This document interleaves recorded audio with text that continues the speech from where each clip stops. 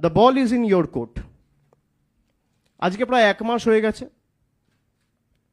জ্ঞানেশবাবু, ভ্যানিশবাবু কোনো সদুত্তর তাদের থেকে আমরা পাইনি। এবং সিলেক্টিভলি বাংলাকে যেভাবে টার্গেট করা হয়েছে গত 4 বছর ধরে, বিশেষ করে 4.5 বছর, 26-এ 5 বছর হবে, 21-এ বাংলায় মুখ থুবড়ে পড়ার পর, গোহারা হারার পর, সেটা যত দিন যাচ্ছে বঙ্গবাসীর কাছে পরিষ্কার হয়েছে। শুধু জলের টাকা, রাস্তার টাকা, গরিব মানুষের 100 দিনের টাকা, আবাসের টাকা,